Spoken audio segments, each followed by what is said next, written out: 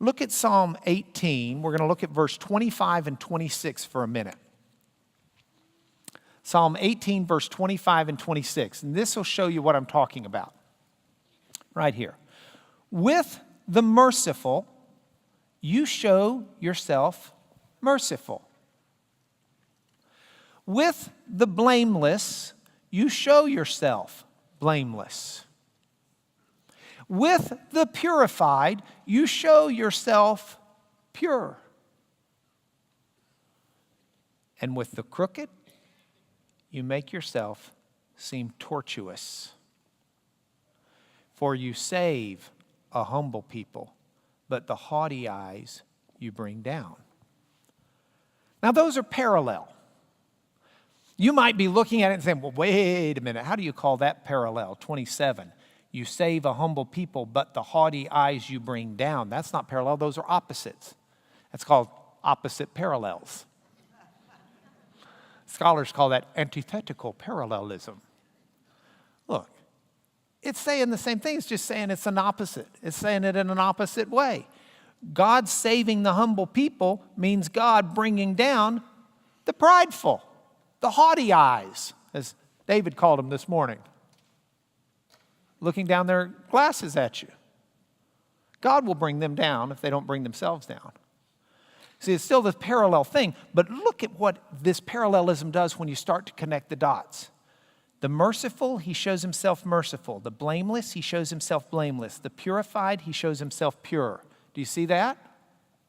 That's telling you something in the Hebrew poetry.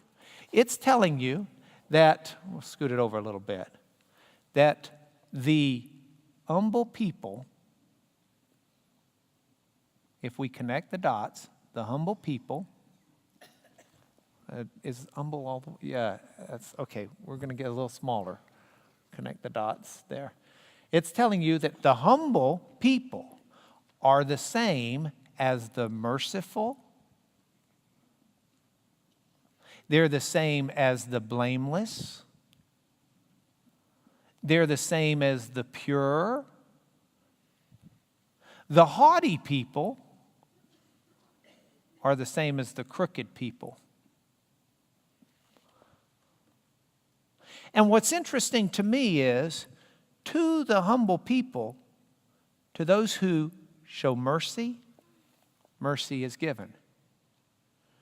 To those without blame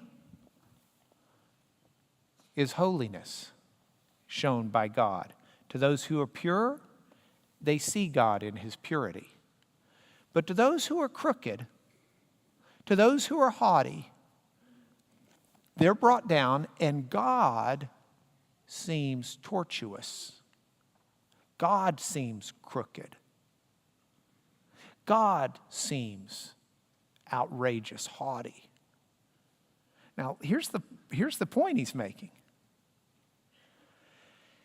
When you're right before God, and in humility you seek God for who he is, God displays himself to you as the merciful, pure, and blameless God that he is.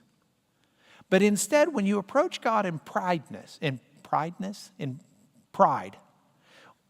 when you approach him with haughtiness, when you approach him in arrogance, God will seem to you to be all of these negative things. So if you want to see God purely, we should be approaching him in purity. If we want to see God as merciful and the merciful God that he is, we need to have mercy on each other. This is very similar to what Paul says. I didn't put it in a PowerPoint, but in Titus 1:15, Paul to Titus, in kind of an ancillary way, says, to the pure, all things are pure. But to the defiled and unbelieving, nothing's pure.